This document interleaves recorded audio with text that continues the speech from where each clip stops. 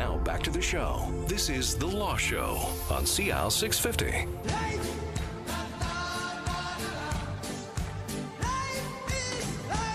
Welcome back to The Law Show here on CIL 650. Alex Stoychevich, Rudy Kisher in studio from MKS Law, Maynard Kisher, Stoychevich, immigration and citizenship lawyers. We're talking, immigration law and a little politics on the program this morning. And gentlemen, here on CIL, just a couple of weeks ago, we had a little poll. It was on the first weekend of the election. And if the election were held today, we asked our listeners, who would you vote for? Well, undecided and the Greens tied at 10%. The Liberals were in second place. The Conservatives were in third, but the front runners were the NDP. And last numbers I saw last night, the front runners still are the NDP. If they get elected, guys, what would the NDP offer Canadians different on the immigration file? What would they do differently? Well, one of the issues that the NDP, I think, have picked on clearly and tried to differentiate themselves from the Conservative government is the temporary foreign worker program. So that's the program in which employers are allowed to bring in foreign workers to fill what they consider a labor shortage. Right. The NDP, when you consider its base of unions, the unions traditionally, and if you take a look at the federal court cases that we've seen about the labor market impact assessment program, have contested a lot of these labor market opinions that have been issued, saying that, we're bringing in cheap labor here. That's number one. It's unsafe, and these jobs have not been offered to Canadians. So the NDP says we're gonna tighten up that program a lot, right? And I can read you a quote here from Ginny Sims from North Delta, the NDP critic. The NDP immigration critic, she says, instead of treating the immigration system as a source of cheap labor, the Conservatives must implement an immigration plan that will strengthen our country and our economy.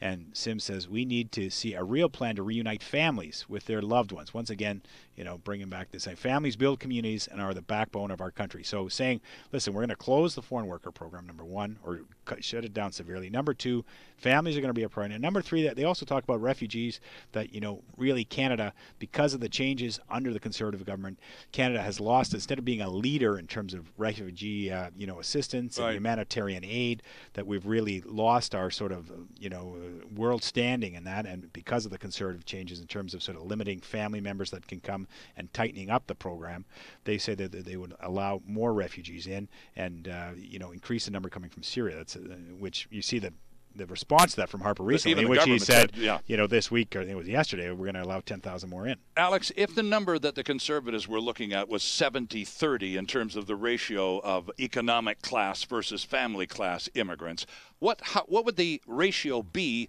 under an NDP government? Well, I think they would try to move it closer to the 50-50 mix. Okay. That's was that where it once was? Long time ago, yes. I mean, certainly under the Liberals, the goal was more of a 60-40 mix, since I would say the late 1990s into the time that Paul Martin was Prime Minister and the immigration ministers were Joel Volpe or Judy Segro or Denis Coderre. Mm-hmm. So that was closer to where the Liberals was a 60-40 number.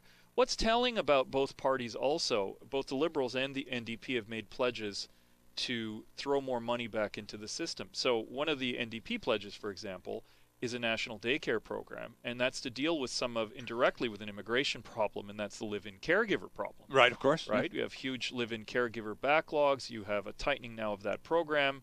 So that's something the NDP is doing. On the Liberal side, what they've talked about is throwing $200 million back into the national program to fund English as a second language education across Canada. A lot of the Tory changes have resulted in language testing. Rudy talked earlier about citizenship.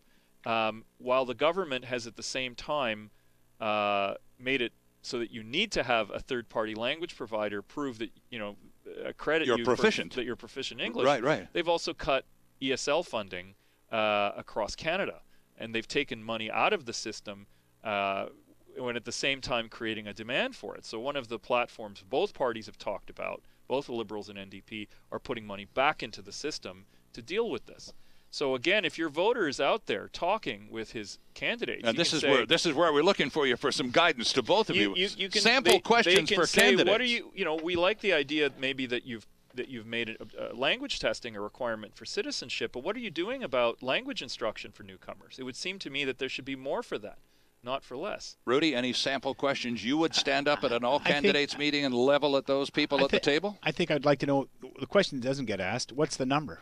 Like, and why are we going to ever examine that number in terms of the number of immigrants coming in? The right? number as the in number. what, annual quota? Annual quota. We let in somewhere 250, 260. We've seen the Conservatives that used to be, on the shorter end of that stick in terms of sort of saying, listen, we don't need that many immigrants. They've now sort of, come around to the 250, and we're not going to adjust that number. No one's saying go higher. Everybody wants, they want to sort of satisfy the family class, which means you need more numbers. You're going to keep the economic immigrants. Are we going to adjust that number, the amount of people coming in? No one's talking about that. I'd like to see that question out there. There's a lot of dishonesty with that. Over the years, 250,000 sounds like a lot, but we're a population of 35 million. That's right. In 1905, I think we let in 250,000 people, back when we had 7 million people. Right. If immigration is so good for the economy, why are we talking about fewer immigrants over time and not more immigrants over time? Got to leave it there, guys. Unfortunately, I'm fresh out of time, but some really good questions, and I'm glad you saved them for the end because they'll be freshest in our memories when we have these opportunities that more voters hopefully will take this time, given the length of the campaign, if nothing else, to actually have a chat with the people who want your vote and who want to spend your tax money. Alex Stoicevich, Rudy Kisher from MKS Law. Online, by the way, at vancouverlaw.ca and downtown at 1168 Hamilton Street. Good to see both of you. Thanks so much for coming in. Thanks, Sterling. Thank you, Sterling. Red Robinson and the Diner are next.